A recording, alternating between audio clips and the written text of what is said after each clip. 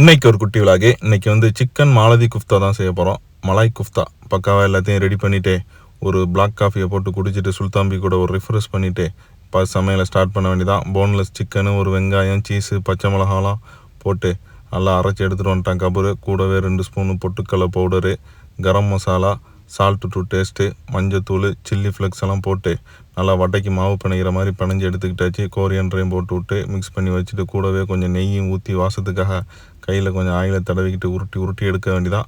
கோழியவே கோழி முட்டை சைஸுக்கு உருட்டி எடுக்கணும். காம்பஸில் பென்சில் மாட்டி முட்டை போட வந்தாலே வராது நமக்கெல்லாம். அங்கிட்டு பார்த்தாக்கா கண்டானம் உண்டானமாக வந்துடுச்சு. நீங்கள் கரெக்ட் ஷேப்புக்கு உருட்டி எடுத்துக்குங்க.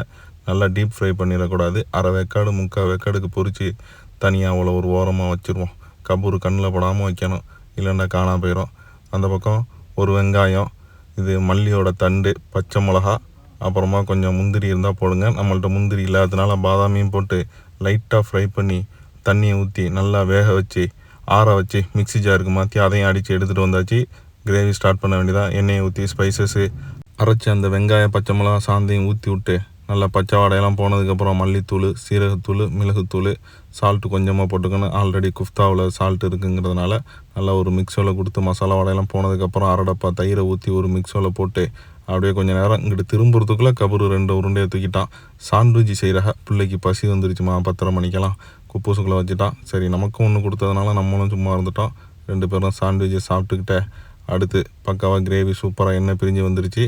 அது கூடவே பொரித்து வச்ச குஃப்தாவை உள்ளே இறக்கி விட்டாச்சு. ஒரு 5-10 நிமிஷம் எல்லாம் வெந்ததுக்கப்புறம் எண்ணெயெல்லாம் பிரிஞ்சு வந்ததுக்கப்புறம் பச்சை மிளகா, கரம் மசாலாவெல்லாம் போட்டு விட்டு ஒரு ஃப்ரெஷ் க்ரீமையும் உடச்சி அது தலையிலே ஊற்றி விட்டு கஸ்தூரி பேத்தியும் போட்டு மிக்ஸ் பண்ணி விட்டு ஒரு 5 நிமிஷம் அப்படியே வைப்போம்.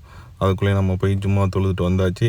வந்து நெய் சோத்தை தம்மும் உடைக்கணும், அவளையும் உடச்சி விட்டாச்சு. சூப்பராக இருக்குல்ல, பொலவுண்டு. அந்த பக்கம் கிரேவி ரெடி. ரூமுக்கு தூக்கிட்டு போய் வச்சு சும்மா இருக்குன்னு இறுக்கி விட வேண்டியதான். ஆளுக்கு 2.5 உருண்டைன்னு கணக்கு பண்ணி போட்டாச்சு. ஏன்னா 2 உருண்டை சமைச்சிக்கிட்டு இருக்கும் போதே ஓடுனதுனால சோத்தை வச்சு ஃபஸ்ட்டு செக் பண்ணிக்கணும் எதுவும் இருக்குதாண்டு. எதுவும் இல்லை, சோத்துக்குள்ளே ஒளிஞ்சிக்கிட்டு கிடப்பாக மைக்கலாம் எல்லாத்தையும் வச்சு இருக்குன்னு இறுக்கி விட்டாச்சு. மீண்டும் வேறு ஒரு வீடியோவில் சந்திப்போம். பாய்.